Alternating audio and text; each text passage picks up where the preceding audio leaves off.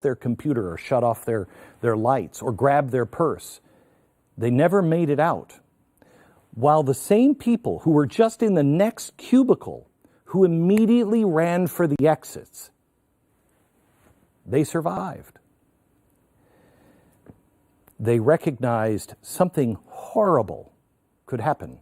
The others saw the towers and went, it could never collapse. What could possibly happen? And you know what? We see this in every single disaster film. One of my favorites is from the Poseidon Adventure. We're going to keep settling deeper and deeper. We may even go under before we get up to the bottom to cut our way out. But it's something to try as a chance. We might make it. If you stay here, you'll certainly die. We are staying with the Bursar.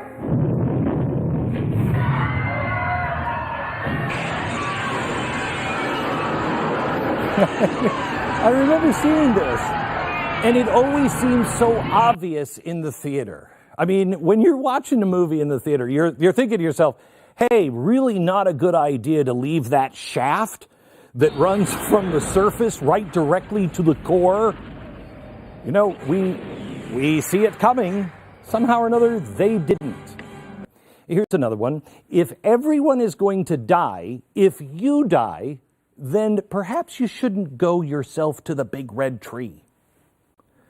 But the normalcy bias stops even the most unbeatable from making stupid moves that dismiss the unthinkable. What we're talking about tonight is unthinkable. But it comes from a place where we say, it can't happen to me. It can't happen here. I'm different. No. We're different. It's different this time. I've seen this in my own life. When I went to New York and I spoke to all of the financial experts before the banking and auto industry collapse in 2008, everybody said I was a nut.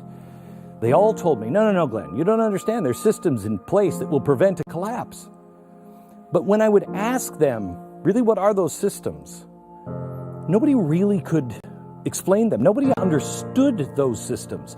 They all had trust in a system that they no longer really understood.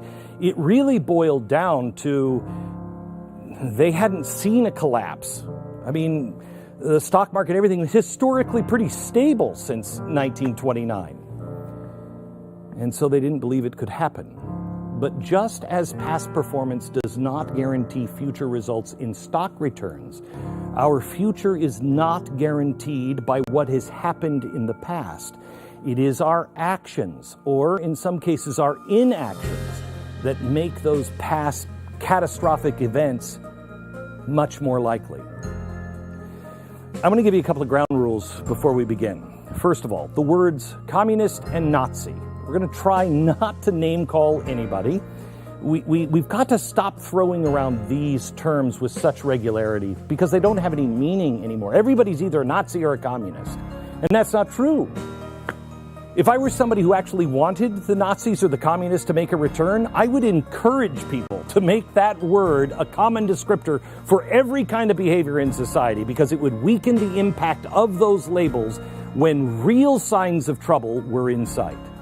So we're not going to use those words unless they are true and total descriptors of a person, a group, or a policy. I also don't want you to watch this special and take anything I say as gospel. Do not take it as true because I said it. I want, in fact, I insist that you take what I share with you tonight and begin your own research. I want to be wrong.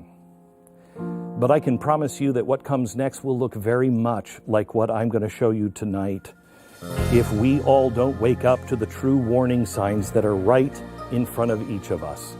Time is running short. Trouble is coming. And you know what's amazing to me? I don't care if you're left or right. Everyone feels it. No matter what side of the political aisle, we all know it. You know, Donald Trump, he's going to be a totalitarian dictator. Barack Obama, he's going to be a totalitarian dictator. What does each side have in common? They see that we could lose our freedom. And it's incumbent upon each of us right now to do an honest search and inventory of the facts and face the truth, even if it's the truth we don't wish to accept. But we so often get angry, and anger stops the brain from using logic. If I were your enemy and I needed to defeat you, I would get you to react with anger. I'd do everything I could to make you angry. Anger triggers fight or flight, and neither of those help. In fact, they'll only assist in our quick demise. You need to be level-headed and ready to engage with reason and logic. That's why I'm going to show you this tonight. And one more thing. There are going to be a ton of people that tell you that I am just a fearmonger, that I don't know what I'm talking about, I don't have a college education, or a million other reasons not to listen to this warning. I am not going to assign a motive to anybody who will tell you that. But I want you to know, the only reason for me telling you these things is because I believe them to be true. And without a course correction, we will all suffer the same fate as those who came before us. I'm also going to ask you to subscribe to The Blaze. I made this free so it could be seen by as many people. It's taken us about 2 months to do this research and put this program together. We are currently on the backbone of Facebook and YouTube. Our very own Steven Crowder is about to lose his YouTube platform for unbelievable reasons that I don't think are accurate. But voices are being silenced. And I ask that if you find any value in this tonight, you please support us. But the most important thing is do not fear. There is nothing to fear. There is, however, a lot to do, a lot to study, and a lot to save. But before we move forward, I really have to kind of take you back. I have to take you back to this chalkboard. If you remember, while I was at Fox, this is the chalkboard that came from the prediction of the caliphate that everybody mocked. It was during my last year at Fox, and I remember saying to my producer, Stu, we die on our sword on this every single show. And I'm bringing this back up because it actually plays a very important role in what I'm going to show you today. Radical Islamists, communists, and socialists will work together against Israel, will work together against capitalism, will work together to overthrow and overturn stability. The document that I'm going to show you tonight explains everything that's going on right now, from Antifa to Planned Parenthood, Occupy Wall Street, the gender issue, militant feminism, Me Too, the Green New Deal, literally everything that we're seeing. I am not saying that they are using this, but it is the blueprint to fundamentally and legally transform a country to socialism, authoritarianism. And it was written way back in the early 1950s by the architects of a peaceful revolution. From a free market to a dictatorship in 3 years without a single shot being fired. It's pretty incredible. And this plays a role. And let me go over this. Anarchist, Islamist, communist, and socialism work together against Israel. Are they doing that? Yes. Work together against capitalism. Yes. Work together to overthrow stability. Well, the big thing was people said that Islamists and communists and socialists would never work together. Well, they are. And we're seeing even Chris Cuomo last night on CNN said, there's some really good things about Antifa. Really? They said that Islamists and socialists would never work together. But as you see, we're seeing that right now. They're working together. The only thing that I couldn't find was communists.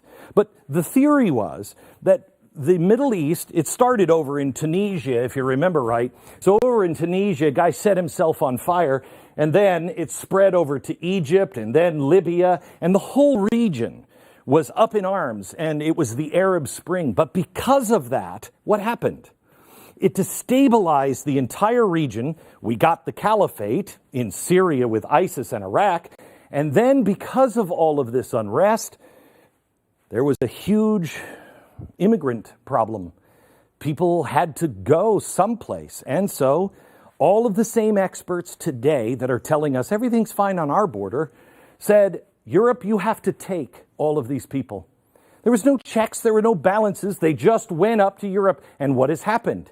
It has spread, it became contagious, it swept the Middle East, and then it destabilized Europe, and now the rest of the world. How? Because what's happening on our border.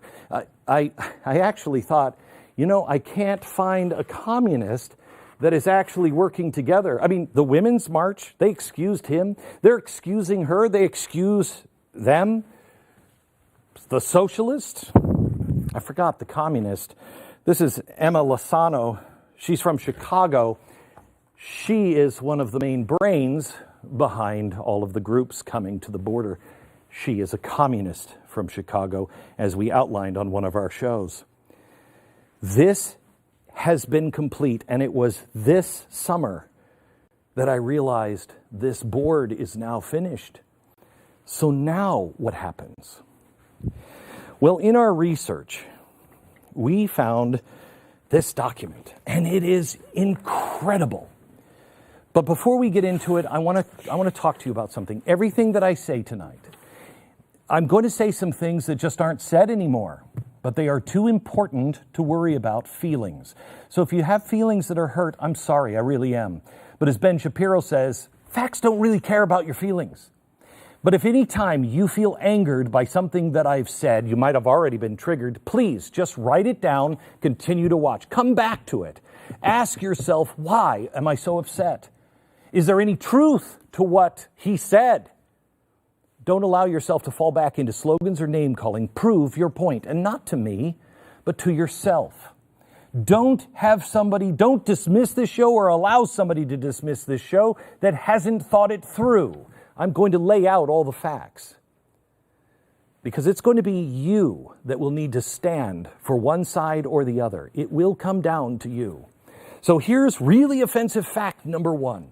Socialism, not a free market economy with a giant welfare state like Canada or Sweden, but an actual socialist state, could easily be charged and convicted of being a serial killer or a mass murderer. Let me show you how. This is according to the FBI.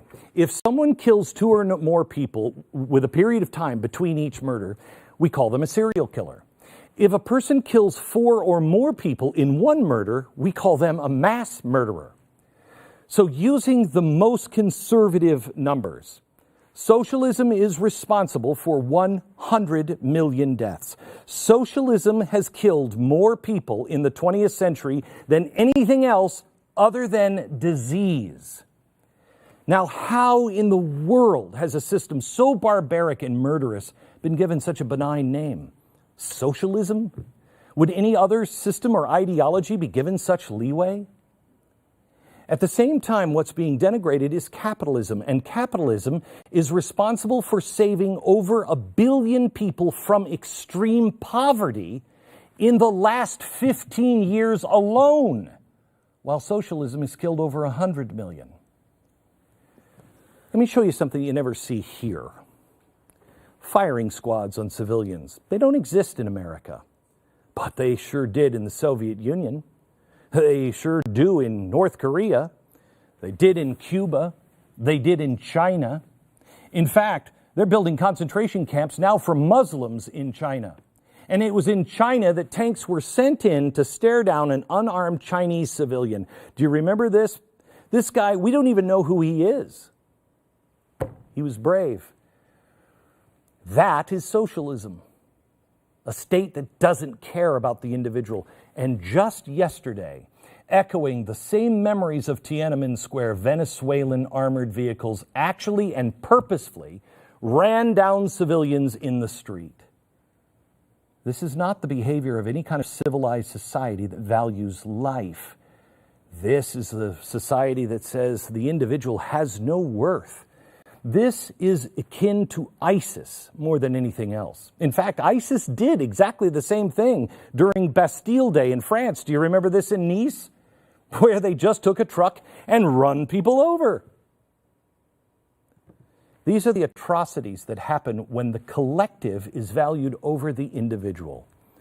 But they don't happen here in America. Yeah, we've got our problems, bad problems, But you've never seen a picture of the United States government troops digging a ditch and just shooting people into the ditch. Why? Because we value the right and the lives of the individual. These are the reasons why, in this country, socialists have to deny their political affiliation at all costs, until recently. And they are beginning to fully take off their masks and reveal themselves out in public. I think it was 2008 or 2009, I told you this would happen. When I was at Fox, I warned you that this would happen. Remember? The radicals reveal themselves. They'll become unafraid. I told you this, and I believe I set this up with something along the lines of, look out, because we'll be in trouble when the mask starts to come off. I told you about a year ago that as it would come unraveled, the radicals would start revealing themselves. Watch. I think these people are close. I think they're dying to tell us what the real agenda is. I think they're close to taking the mask off. I love this. Okay, me got it? watching me. But that was just for personal fun. I want to show you the end stages of freedom. Socialism, communism, and fascism. The reason socialists have been so successful from hiding their murderous past is they've been very busy masking their relationship with the rest of the radical left. If you just tack on democratic in front of your name, socialist, boom, less scary. However, I want you to think like this. Just because you vote for slavery through the democratic process does not make slavery freedom. Even democratically decreed slavery is still slavery. But there's something else that people like Bernie Sanders and Ocasio-Cortez just don't want you to know, and it's this. Socialism, communism, and fascism, they're all cut from the same cloth. All three isms have three things in common, and they're important. One, capitalism, the free market system, is the enemy. Two, the needs of the collective outweigh the needs of the individual. And three, the end result is the same every single time. It is tyranny and a bloodbath. Don't believe me? Every home should have the Black Book of Communism. I'll tell you every single time socialism has been tried and what the death count was. But socialists always tend to cover up this little inconvenient truth. And you can't blame them. I mean, how far would you go if you're promoting a system of government that both Adolf Hitler, Joseph Stalin, what the hell, throw Mussolini and Pol Pot in this, where those guys would all go, yeah, that's better than what you got in America. I don't think you're going to get a lot of, people signing your petition. But let me share something from an actual democratic socialist. This is somebody who is honest. This is from Jacobin magazine. This is the nation's leading socialist magazine. So this is not some hack magazine. This is a serious socialist magazine. And this was a response by one of their writers on what democratic socialists actually want. I'm going to quote, "Here's the truth. In the long run, democratic socialists want to end capitalism." Now, the author is a self-identified democratic socialist, and they go on to explain why they are intent on pushing for Medicare for all. Quote, "Many observers see groups like DSA pushing for policies like Medicare for all and decide we must actually just be New Deal liberals who are simply confused about the true meaning of socialism. That's not true." Still quoting, "Our goal is not to rein in the excesses of capitalism for a few decades at a time.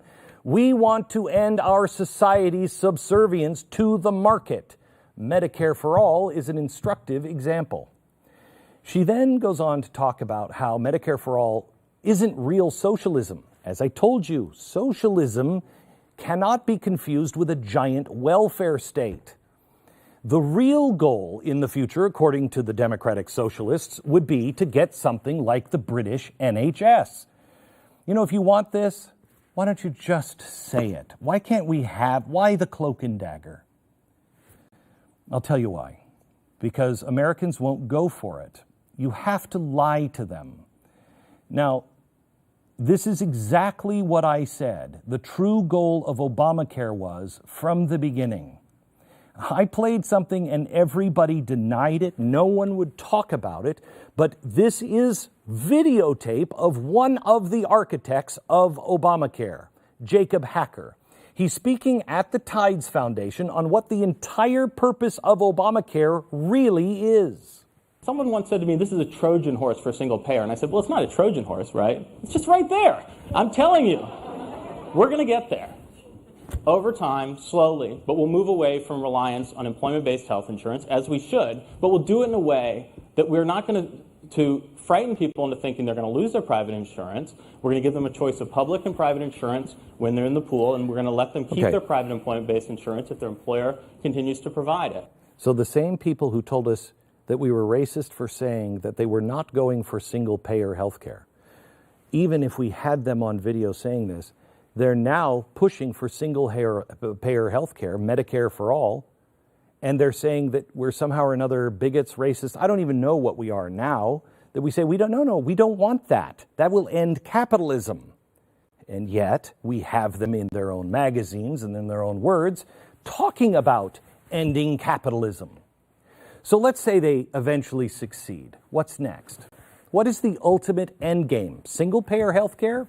No, let's go back to the words of the Democratic Socialist. Quote, social democratic reforms like Medicare for all are, in the eyes of DSA, part of the long, uneven process of building that support and eventually overthrowing capitalism. No matter how hard you try to spin it, all three systems, communism, socialism, and fascism, they are all rooted in the same leftist Marxist ideology. They all view capitalism as the enemy. They all favor the collective over the individual, and they all end in tyranny. You know, it's amazing because there are two great lies that are in the modern era. And the first one is, the devil doesn't exist. Really? And the second one is that fascism has anything at all to do with the political right here in America.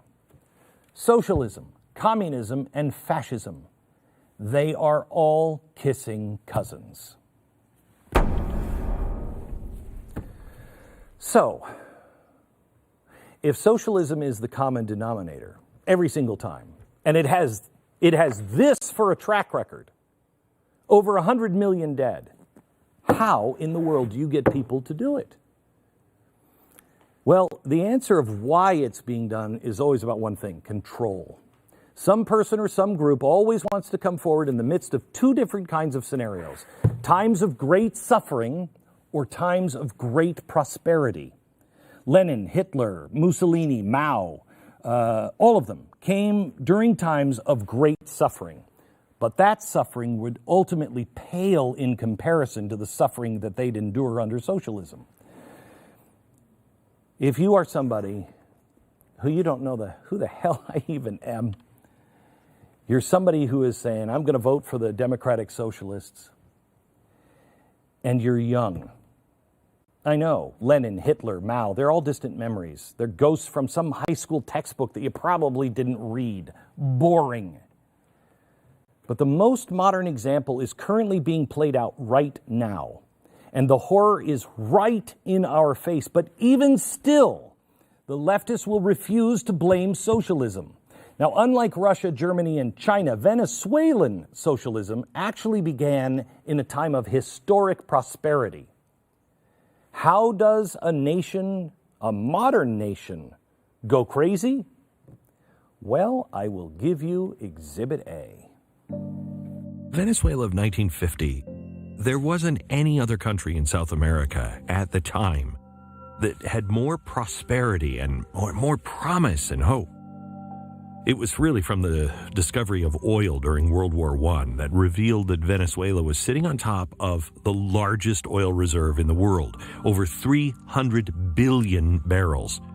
To give you a little context on just how massive that is, Saudi Arabia has 266 billion in oil reserves.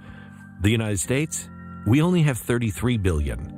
So to call Venezuela an oil juggernaut, at the time the world's largest exporter, is a massive understatement. So in 1950, the Venezuelan people were the fourth richest in the world, with a per capita GDP of just 3 spots lower than the United States. Capitalism was working for Venezuela, and the people were reaping the benefits. Caracas, the swinging city of Venezuela. Good climate, fine buildings, wide highways with plenty on them. All in all, a pretty nice place to be for many reasons.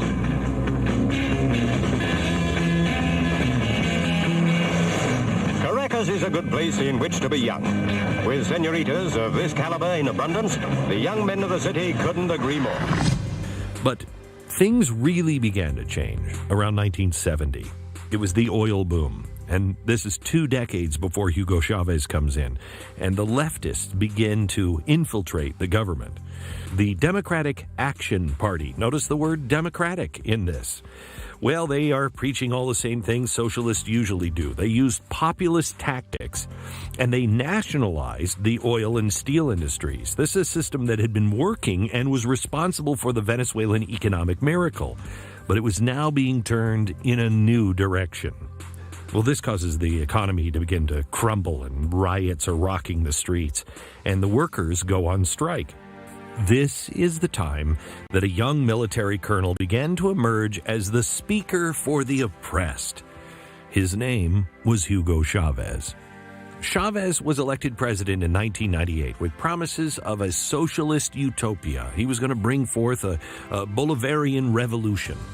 He won public support by demonizing the rich, see if any of this sounds familiar, large corporations, and landowners. So in 2001, he created the Enabling Act, and this is what gave him the power to begin seizing property and wealth. Large estates were just gobbled up and then given to the people. Capitalists in both the government and the industry were exposed and ostracized as Chavez consolidated his power. He even nationalized all the telecommunications industry and stifled all negative media reporting. Don't think that this couldn't happen here. Now, as business owners protested, they were silenced. They were alienated by Chavez's growing populist fan base, and he poured millions to fund social programs that kept everybody quiet and happy, at least until he ran out of other people's money. When Chavez died in 2013, Venezuela already ranked number 1 on the World Misery Index. Just 2 years later, inflation had risen over 100%. 90% of the population was now living in poverty. Now, 2019 looks a lot different than 1950, or even when Chavez took over. The Venezuelan inflation rate is projected to hit now 10 million%, worse than Zimbabwe. The average monthly income now is only enough to buy 12 eggs and 2 pounds of cheese. Nobody's eating a normal meal. They're chasing down cows in open fields. They're desperate for food, eating out of garbage cans. They've already killed and eaten all of the animals in the zoo, and the average Venezuelan has now lost 24 pounds in the last year. Over 3 million people have fled Venezuela in the past 3 years. Socialists successfully infiltrated one of the most prosperous nations in the entire world and turned it bottom up, top down, inside out. It's a post-apocalyptic wasteland. They turned their own people against one another. There is undoubtedly a crisis in Venezuela, and that crisis is named socialism, a warning from the dead.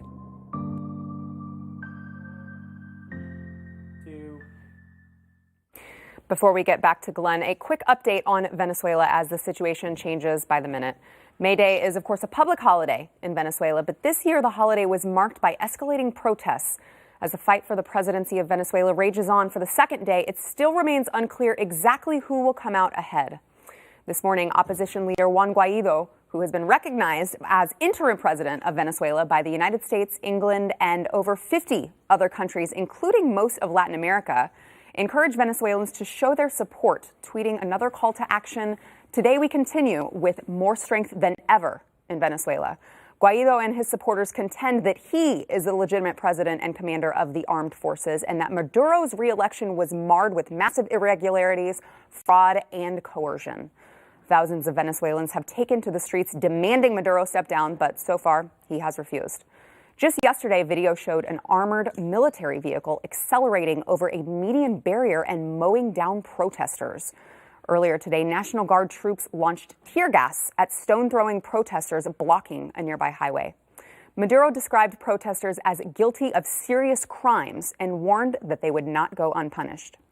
Maduro, who is backed by Cuba, China, and Russia, also accused the United States of instigating the coup. According to Mike Pompeo, Maduro was ready to flee the country Tuesday morning. He even had an airplane waiting for him on the tarmac, but at the urging of the Russian government, he remained. Pro-Maduro protesters have also taken to the streets to show their support, but Guaido insists that he and his supporters will not back down until they achieve their objective. Before we get back to Glenn, I want to bring in Stu to talk about what we have going on tonight. Thanks, Sarah. I'm really glad I was walking by just then.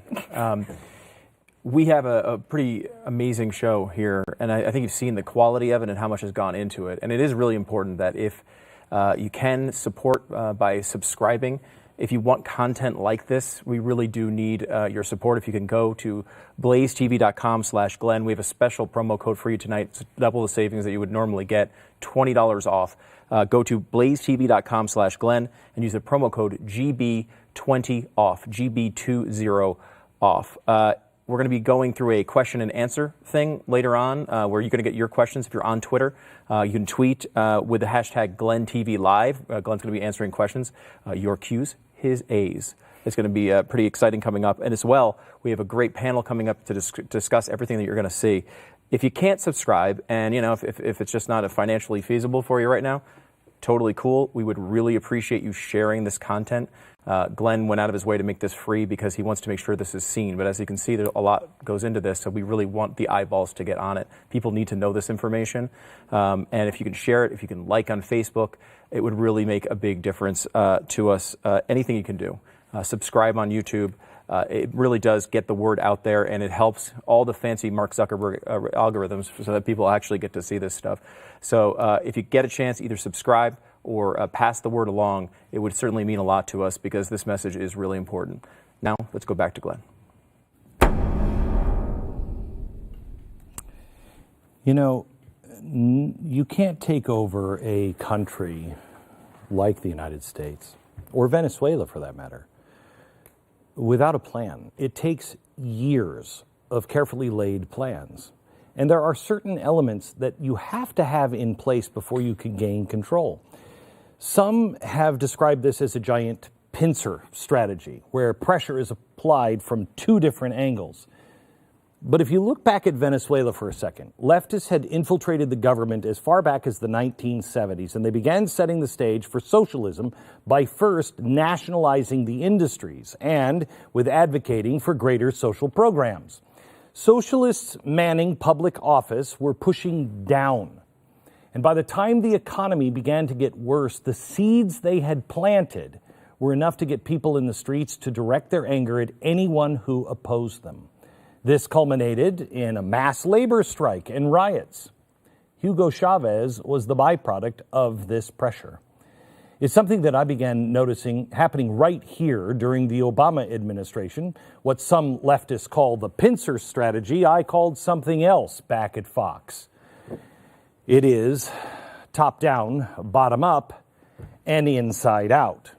That's what this is. Top down, bottom up, inside out. The financial crisis of 2008 was the ultimate linchpin that they were waiting for. Because you need a crisis. Most times, you need a crisis. If you've laid the seeds, once you have a crisis, you can do it. 2008 to us was the economic downturn that led Chavez back to Venezuela in the 1990s. It was exactly the same thing. And people say, who the hell do I blame for this? They came crying from the streets. It's those evil 1%ers. The entire system is corrupt. That's how he got in. And that is what we've laid the groundwork for here. Do you really think that our economy is going to be as stable as it is forever? While the Obama administration filled up with radicals at the top, middlemen and organizations began funding radicals at both the top level and the bottom. We talked about people like George Soros and organizations like SEIU and Acorn. They help them push policy and rally foot soldiers in the street. And do you remember how President Obama reacted to Occupy Wall Street? Watch. I think it expresses the frustrations that the American people feel, that we had the biggest financial crisis since the Great Depression, huge collateral damage all throughout the country, all across Main Street. And yet, you're still seeing some of the same folks who acted irresponsibly trying to fight efforts to crack down on abusive practices that got us into this problem in the first place. So yes, I think people are frustrated, and the protesters are giving voice to a more broad-based frustration about how our financial system works. He's just legitimized a Marxist movement to overthrow the free market system. That's what it was. He basically said Occupy Wall Street is just expressing the overall will of the people. Why didn't you just throw your clenched fist in the air and say, workers of the world unite, drop the mic, and storm off the stage? Because Occupy Wall Street was not reflective of the people. It was just one of the movements, the AstroTurf, that began to rise up. Do you remember when President Obama actually praised Black Lives Matter for, quote, raising policing issues? Now, notice he didn't provide any facts or numbers. He just went along with the narrative, and the media helped him. They took the bait, they ran with it. Now, is it really that hard for the President of the United States to ask the DOJ what's going on and then relay that information to the American public? I mean, it's not like the Attorney General is his direct employee or anything. So left without any kind of real government leadership, as usual, we're forced to do our own homework.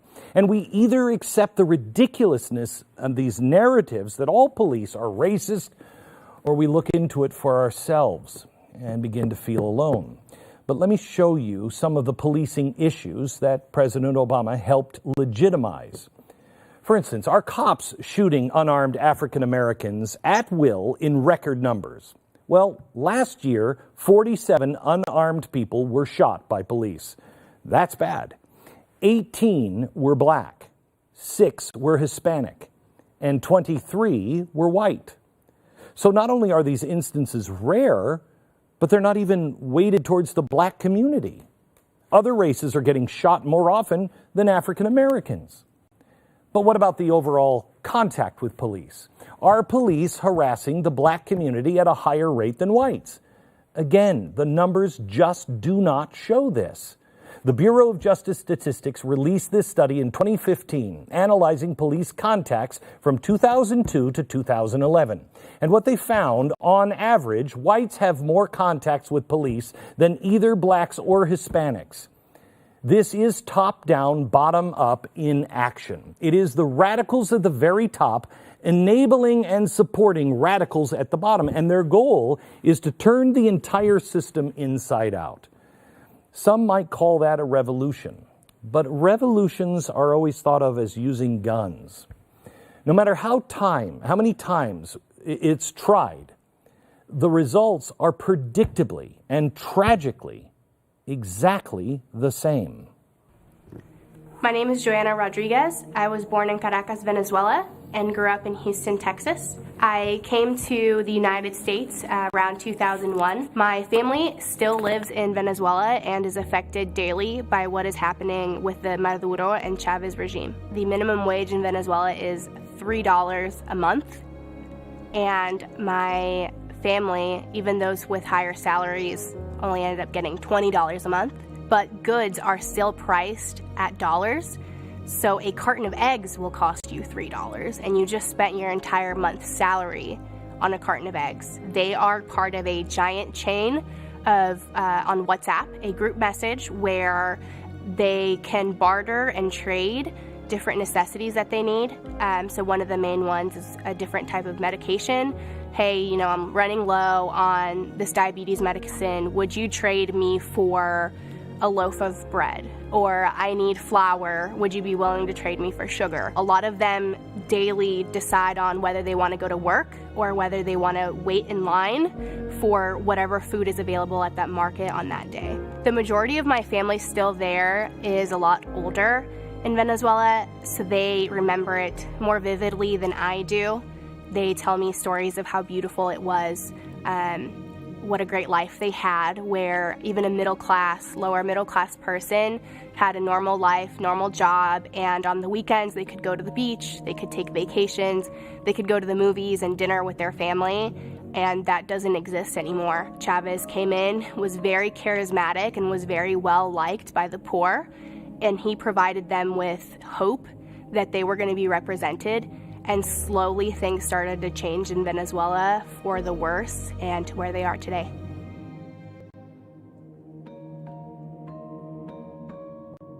Sometimes if they find out that you are opposed to the regime, you are planted drugs.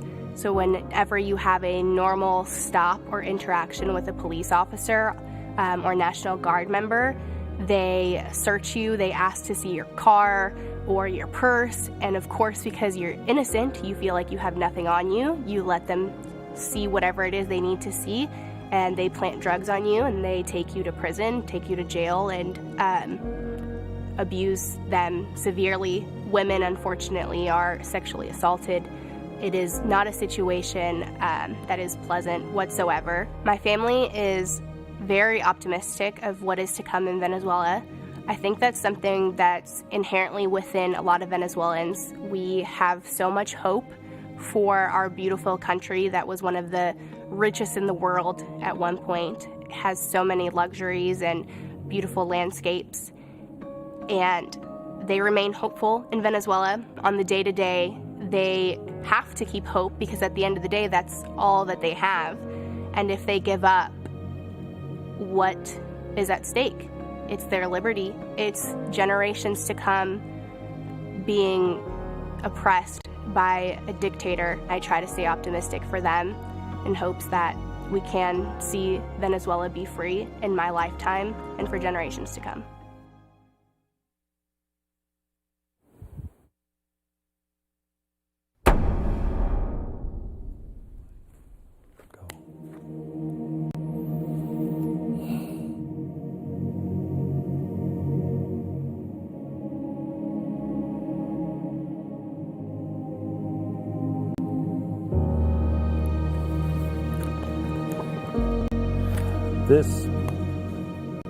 This document was never supposed to be seen by Western eyes. We're not really even sure when it was written, but we think it was sometime between 1950 and 1955. It was originally intended just for internal Communist Party eyes only. It was a strategy paper, and it was written by the official historian of the Czechoslovak Communist Party. His name was Jan Kozak.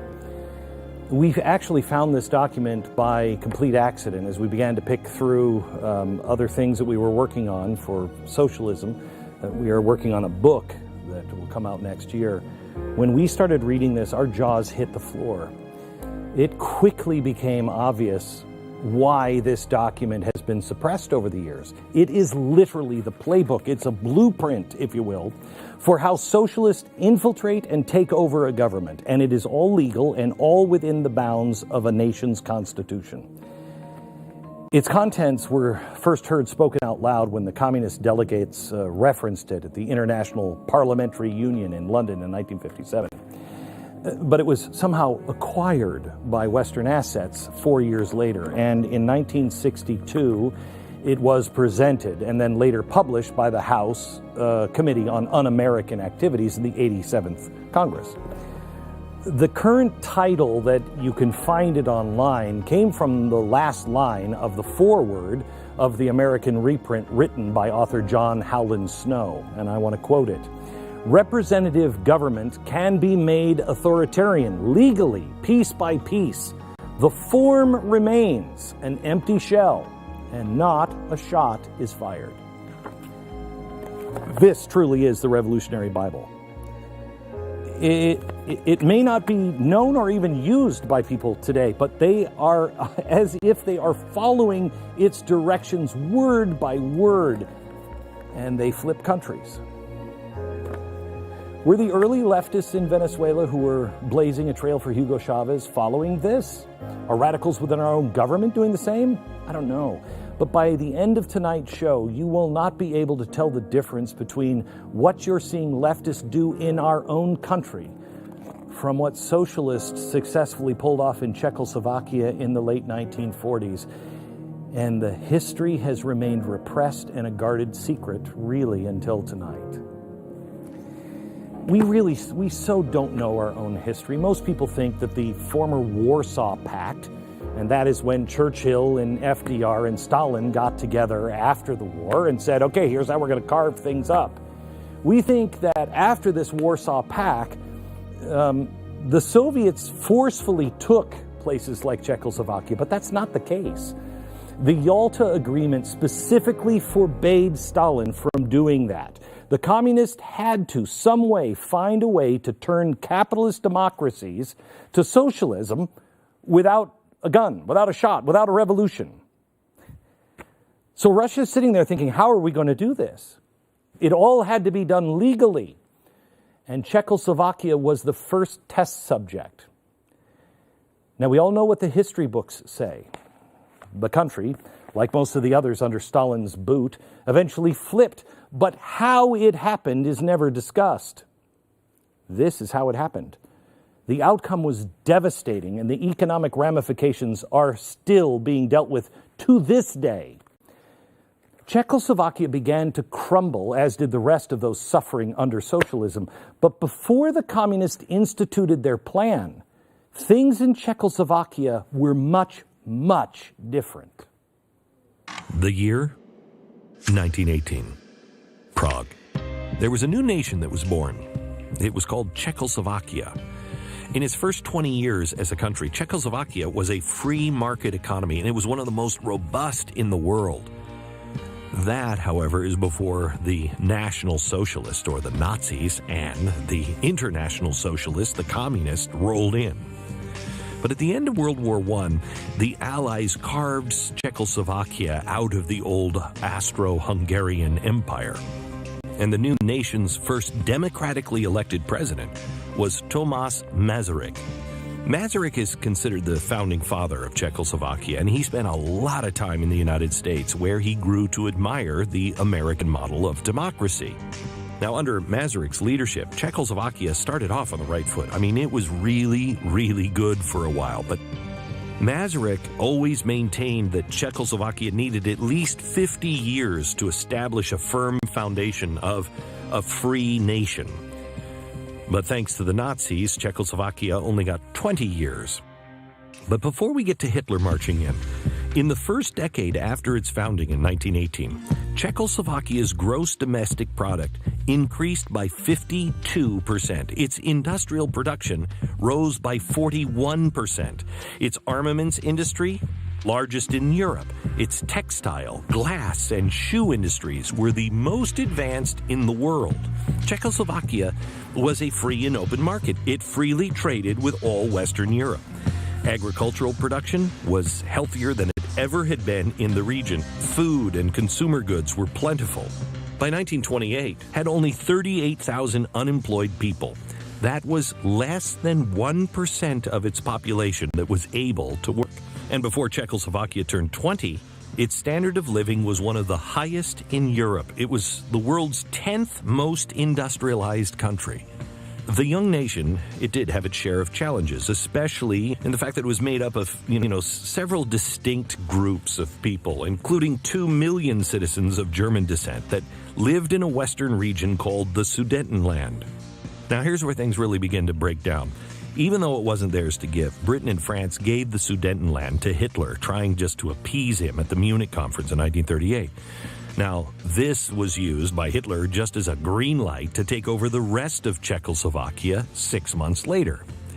When World War II finally ended in 1945, Czechoslovakia was briefly free again, and the president was Edvard Beneš. He was the protege of the founding father, remember him, Thomas Masaryk, and he returned from exile and tried to resume Czechoslovakia's founding principles. From the official residence, President Beneš issued a hopeful declaration of the political aims of reborn Czechoslovakia.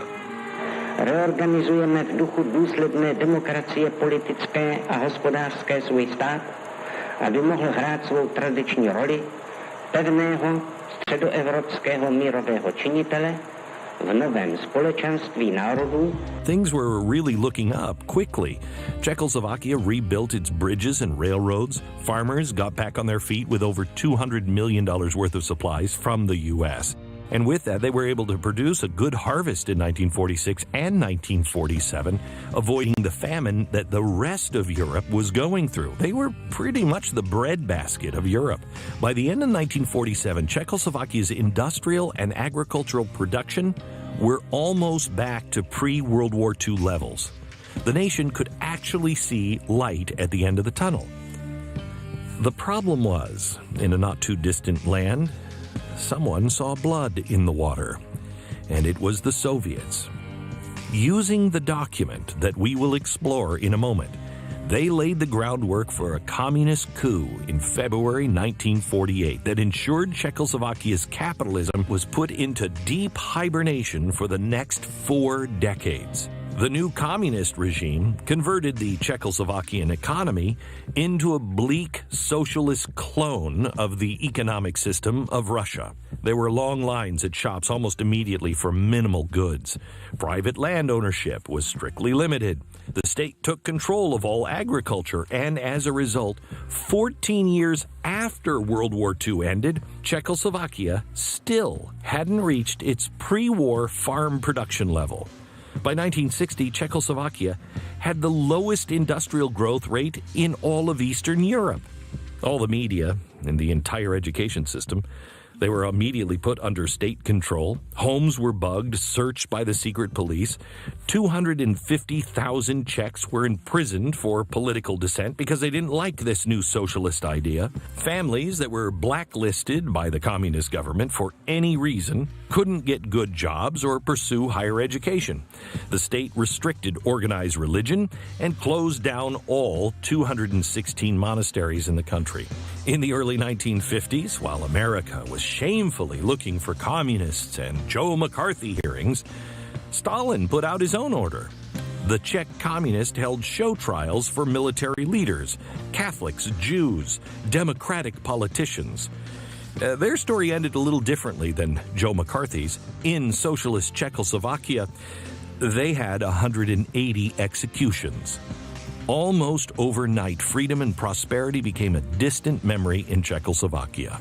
So between 2 world wars, Czechoslovakia was one of the most thriving democracies in the world and an economic leader of Central Europe with a free market system. But the monstrous heads of socialism, Nazism, communism, ruined the hopes and dreams and the lives of an entire nation.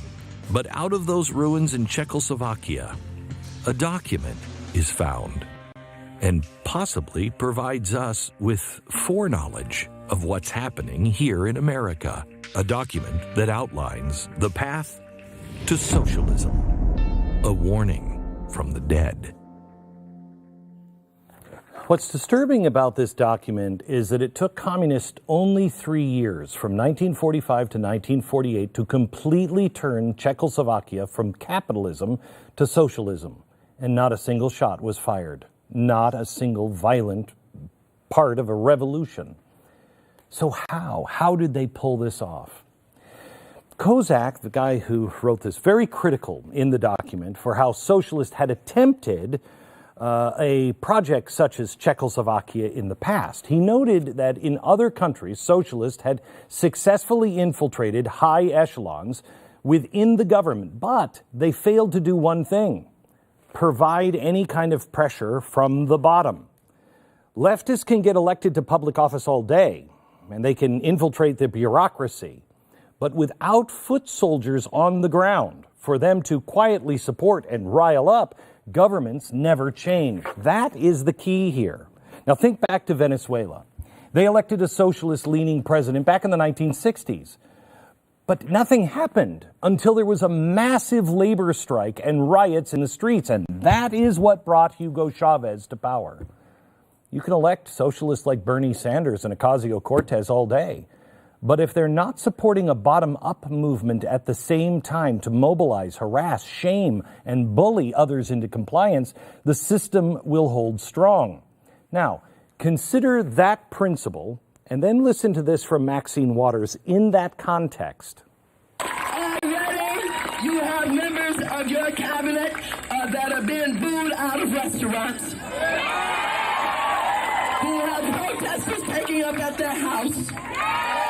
Who's saying no peace, no sleep. No peace, no sleep. Let's make sure we show up wherever we have to show up.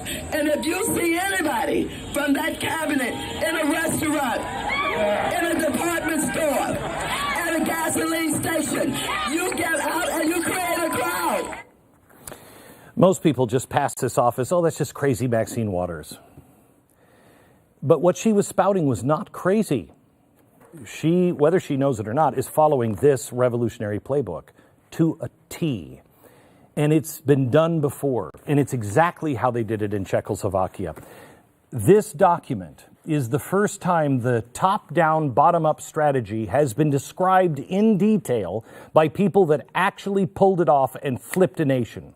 They described the bottom-up's role in 3 key areas.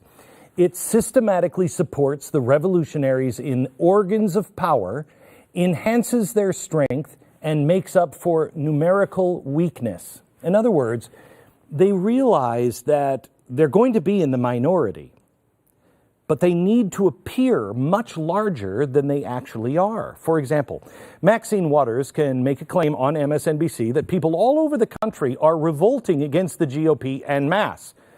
But if they can get, let's say a YouTube video of people harassing Ted Cruz and his wife in a restaurant, if they can get that to go viral, or let's say Antifa, a squad camping out at Tucker Carlson's house, the appearance is that this is rampant public dissent against Republicans or against people who believe in the Constitution that's breaking out all over the country.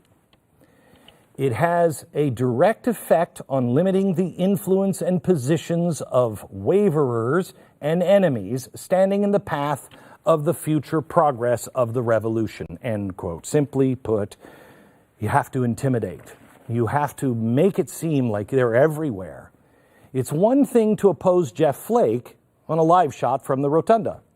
It's a whole new ballgame to do that, plus unleash the foot soldiers to chase Flake down the hallway and scream, "Look at me," while he boards an elevator. To quote the document again, it awakens the forces of the people. It breaks through the onerous circle of intimidation and spiritual terror of the old institutions like the church. So that brings me to the actual plan. How did they do this Czechoslovakian revolution and flip this country in 3 years? Well, culture was number one. It was their biggest threat and their first target of attack. Step one in the overall plan. The idea of attacking culture as the opening salvo was actually ripped from another communist named Antonio Gramsci. He stated that capitalist countries were much too rooted in the culture of capitalism to initiate a workers' revolution on their own. For a government to flip, you had to first attack the culture at the core. Think of this. They listed several key areas, and they were these: churches, unions, mass media, universities, corporations, and foundations. They promoted open sexuality in freedom in 1948. They charged religious leaders with public crimes and said they were manipulating the government behind the scenes. They painted the church as outdated, racist, and bigoted, a brick wall in the face of progress, to quote. Well, it wasn't long before people were quite literally losing their faith. They infiltrated the Department of Agriculture, at the time representing one of the largest businesses in the country, agriculture, and it was doing great. But they set up peasant commissions in local villages that constantly criticized the capitalist culture of profit and wealth. And They said that it was discriminating against the poor farmers and laborers. So culture began to turn completely upside down. Then, step 2 was to ensure that any kind of republic-style democracy would never be a possibility. Kozak, the author of this, said that direct democracy was the instrument of the social revolution. He credited direct democracy as giving, quote, a rise to far-reaching political, economic, social, and cultural changes in the country. They were building and whipping up a reactionary mob, and direct democracy would be the tool that would ultimately transform the country overnight. Step 3. What a surprise, gun control. Guns, it was a crucial step here. The report states that guns for the masses had to be outlawed. Only those who were, quote, responsible would be allowed to have a firearm. Well, guess who was responsible?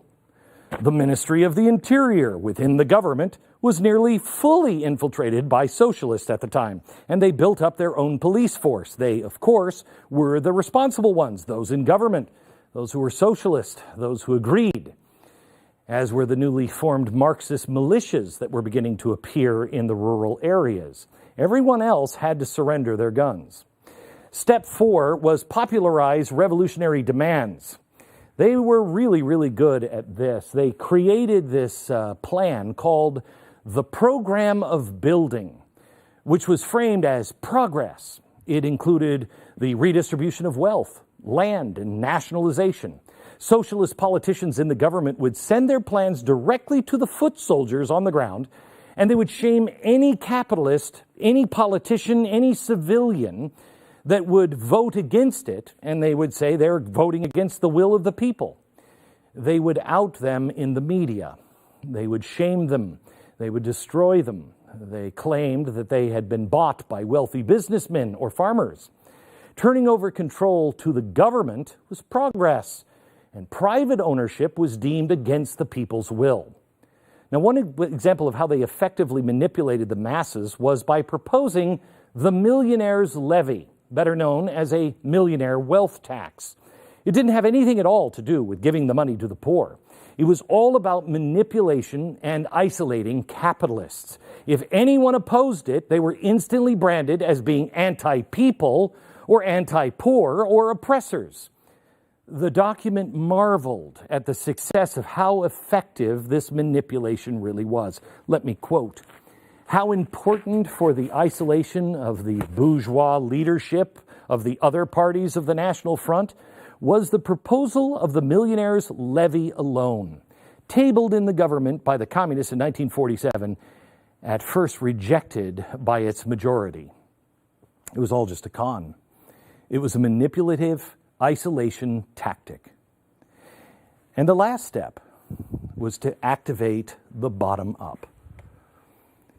They had to mobilize the ground game from the bottom and coordinate it with the government officials at the top. They created a laundry list of organizations. Some of them were large, some of them had national membership, some of them were small, existing mainly in small villages and towns.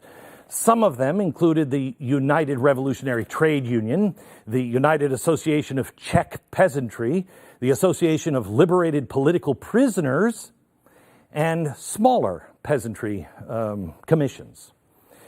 With direct coordination from the socialists within the government, these small and large organizations held nationwide rallies and protests. They pressured businesses and politicians to toe the party line.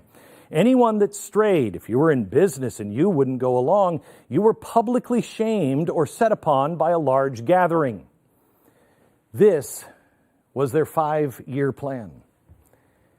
It took them 3 years to flip a country. The results came swift and brutally. And keep in mind, this is 1945. In 1945, it was a capitalist country that protected private ownership. It was so American. But by 1947, 75% of all industry had been nationalized.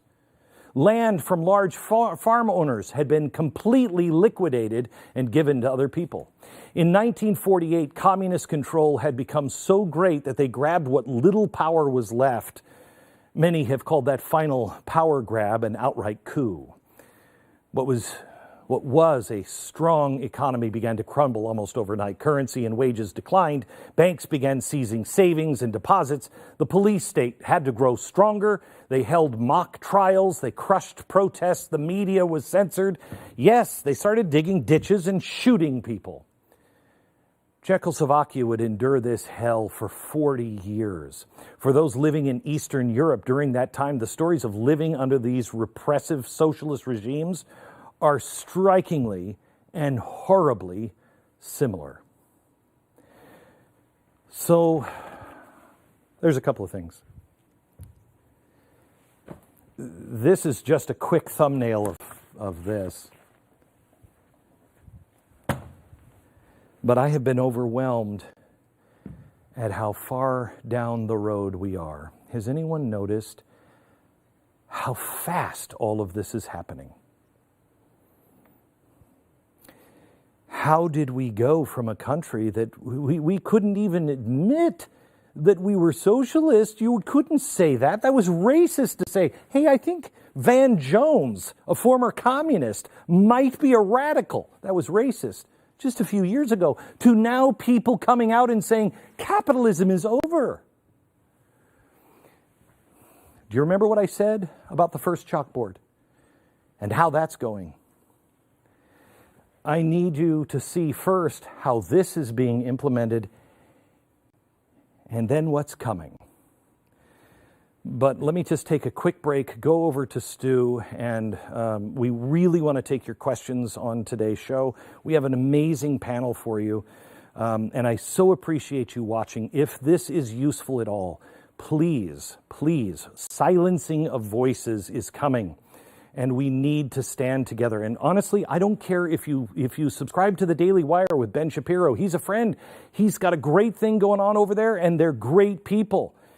Just support whoever your voice is, whoever you want to support the Blaze of the Daily Wire. I don't care.